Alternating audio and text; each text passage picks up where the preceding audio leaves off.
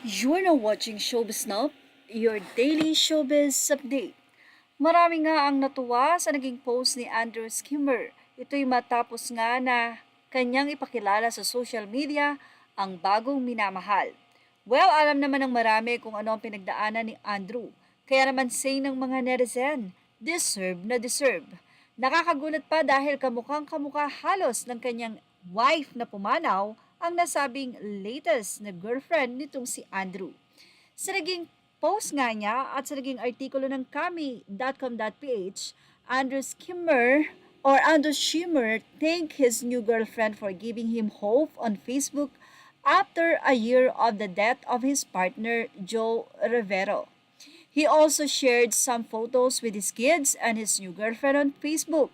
Say niya, I never thought this day would come. You restored me, slowly put me back together. You took away all the pain and gave me something that made me love the world again. I was in total chaos and darkness before you found me. You brought back the strength in my heart and lightened up my darkness from within. I know for some people this is too rush, but if you will allow me, I want to spend the rest of my life with you, loving you and taking care of you, and our children is now my next mission in life.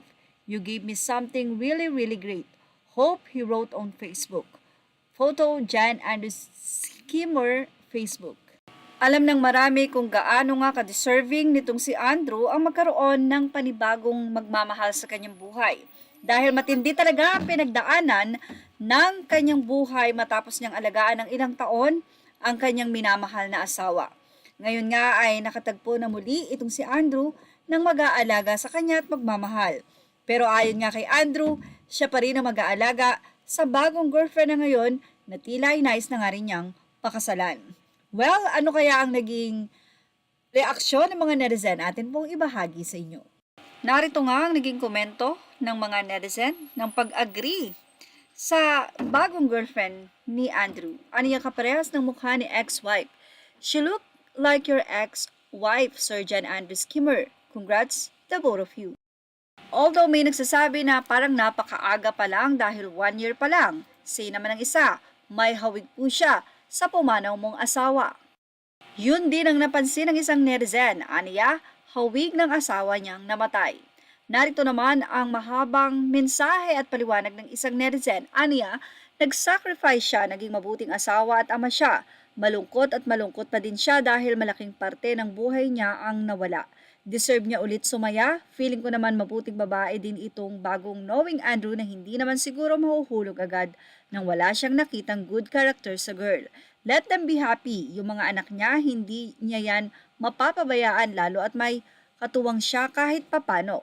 Wala tayong right makialam. Wala din tayong ambag ng sobrang sakripisyo ni Andrew for his wife. God bless you, Sir Andrew. Be genuinely happy. Komento naman sa Instagram post ng Kami ay makikita ang pagsasabi ng mga netizen na deserve daw ni Andrew.